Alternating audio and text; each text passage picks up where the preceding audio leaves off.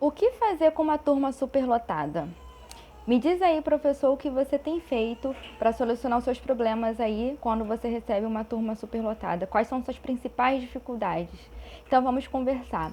Começando aqui, que eu iniciei como auxiliar e cheguei até a parte de gestão dentro de uma escola, tá bom? Então eu vou conversar aqui com vocês, dando exemplos daquilo que eu vivenciei também e de tudo que eu já escutei de professores que eu monitorei durante esse tempo aí, tá certo? Então vamos lá. O primeiro passo, gente, é a rotina. Eu preciso ter uma rotina bem elaborada. Quando a gente fala a palavra rotina, algumas pessoas se assustam, se esquivam, porque já remete à rotina de casamento, à rotina de vida, mas a rotina que a gente fala dentro de um ambiente de educação infantil, de um berçário, é totalmente diferente de uma rotina de quando a pessoa é adulta, né? Essa rotina para o berçário, para a educação infantil, ela é essencial, pois traz segurança para a criança já sabe o que vai acontecer, isso diminui a ansiedade da criança e isso favorece o nosso trabalho, certo? Então é muito importante a gente ter essa rotina bem elaborada, bem estruturada. O segundo passo aí, gente, é um bom planejamento, um planejamento detalhado, onde eu já separo materiais, onde eu mostro a minha organização, né, a minha proatividade dentro do meu gerenciamento, do gerenciamento profissional, tá certo? Então eu já tenho elaborado ali meu planejamento mensal e com os materiais já estruturados. Eu não espero acontecer o seguinte: eu tenho uma ideia fantástica, só que eu ainda não tenho material, então eu preciso daqui a 2 dias, eu ainda tenho que ir na rua comprar um monte de coisa, e aí se você for numa loja e não conseguir encontrar, como é que vai ser esse planejamento? Vai por água abaixo? Não, então você vai contar com os materiais que você tem, ou você vai se antecipar para poder comprar esses materiais. Uma forma organizada, esse planejamento vai acontecer de forma eficiente. Temos o nosso trabalho, devemos utilizar ferramentas no nosso trabalho que sejam utilizadas ao nosso favor, tá bom? Para otimizar o nosso trabalho, porque dessa forma, quando eu consigo estruturar essa forma organizada, focada, eu consigo ter mais tempo para os bebês, para as crianças menores, tá? A criança chora, a criança cai, então eu tenho tempo de acalentar e gerar conexão com a minha criança, certo? Com a criança que é aluno. Então, gente, vamos lá. Outra parte aqui, bem importante, o diário pedagógico. É um nome fictício, né? Que a gente pode utilizar, pode ser um registro, mas um diário pedagógico eu vou explicar o que que é. É onde eu vou anotar minhas principais dificuldades, meus obstáculos diários, o que eu tenho de dificuldade, e o que que apareceu de difícil, né? O que que eu preciso superar aí na minha prática pedagógica. Eu vou fazer esse registro. E aí, dentro dessas dificuldades, daquilo que eu consegui identificar, eu vou conseguir levar isso e apresentar no dia da reunião. Exemplo, eu tenho uma turma superlotada e aí 2, 3 bebês fazem cocô no mesmo horário, precisa trocar a fralda e eu não tenho quem me ajudar, eu não tenho uma outra professora ali para me ajudar, uma outra pessoa, né? Então eu vou registrar isso aí, vou levar no dia da reunião o que que tem acontecido, crianças chorando, crianças irritadas. Gente, o professor ele tem por direito viver, aliás, trabalhar em um ambiente agradável, em um ambiente que ele tem tempo para se alimentar de forma adequada, tem tempo para beber água, isso é direito.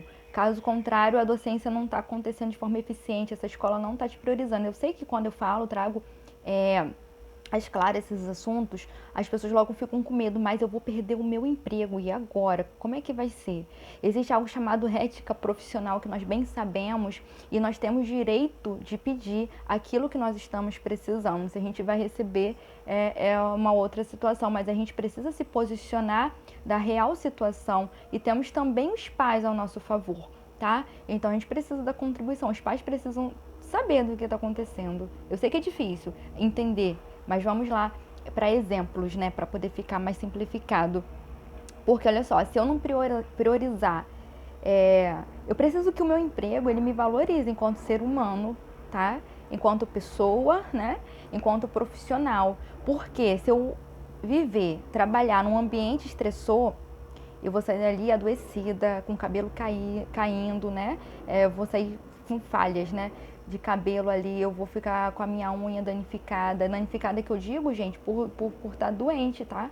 Pelo estresse. E aí, várias coisas, uma anemia, um problema ali renal por causa da falta de água, é tanta coisa, uma cefaleia crônica e uma cefaleia, enfim.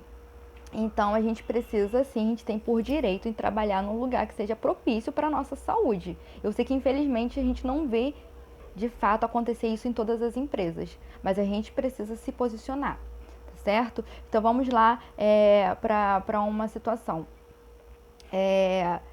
Certa vez, né, eu trabalhei na educação infantil e estava com a situação de ter uma criança autista e uma turma lotada, era a creche 2.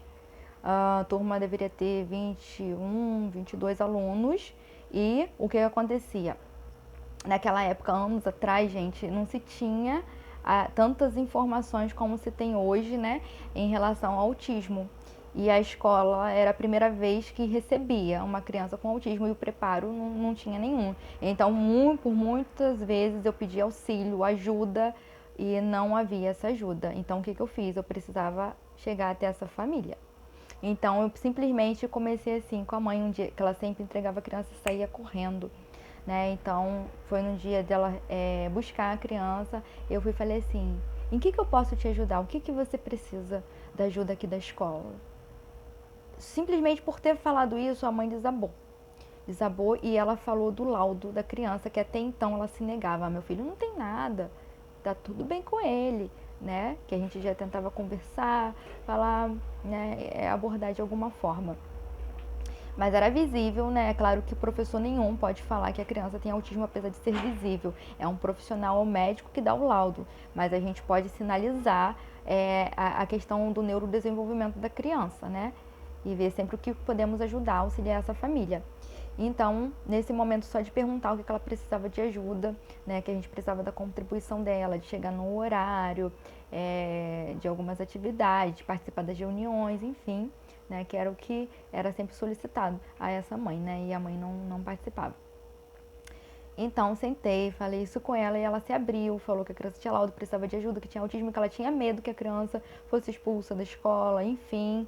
Então, houve um acolhimento naquele momento para essa mãe. Então, a coordenadora já veio logo, porque viu uma mãe chorando e veio saber o que estava acontecendo. Eu falei, não, a mãe está conversando, disse que vai trazer o laudo para que a gente possa trabalhar de forma assertiva agora com a criança, né, com o filho dela, enfim. E aí vamos precisar de mais ajuda, de mais um profissional. E assim foi feito. Então a gente precisa utilizar ao nosso favor, a gente precisa gerar conexão com os pais e utilizar ao nosso favor, né, gente? Para que haja um progresso, para que essa criança não perca, porque por direito essa criança merece atenção, né? Merece profissionais que acalentem, que dê atenção em todos os aspectos do desenvolvimento, né? Então é importante a gente utilizar sempre ao nosso favor. E agora, enquanto já na parte de gestão, havia uma criança, já estava na gestão escolar, uma criança que tinha paralisia cerebral, uma menina, e aí ela foi para o quarto ano, e o quarto ano precisava subir, era no andar de cima, né? Então precisava utilizar a escada. E enviaram essa criança para o andar de cima. Gente, pelo amor de Deus, né? Se essa criança ela tem dificuldades para andar, por que eu vou fazer essa criança ter um esforço de subir essas escadas, né? Dificultando, cansando essa criança, né? Então, o que eu fiz? Já fui na intervenção, vamos mandar o quarto ano para baixo. Ah, mas sempre foi no andar de cima. Mas esse ano vai ser no andar de baixo, gente. Vamos pensar num todo, a gente precisa auxiliar, precisa se ajudar, melhorar sempre o ritmo da escola. Então, assim foi feito. Tá, gente? Então, é isso. Utilizar a ética profissional quando estamos precisando, nós precisamos nos posicionar, tá bom? E a dificuldade, eu tenho medo de ser mandado embora. Gente, quando trabalhamos com ética, nós não ficamos sem trabalho, podemos ficar sem emprego, mas não vai faltar trabalho, tá certo? Porque eu já passei por ganhar pouco, já passei por desemprego, mas nunca fiquei sem trabalho, porque eu sei a minha ética profissional e a minha capacidade profissional, tá certo? Eu espero que esse vídeo tenha ajudado vocês de alguma forma. Um abraço.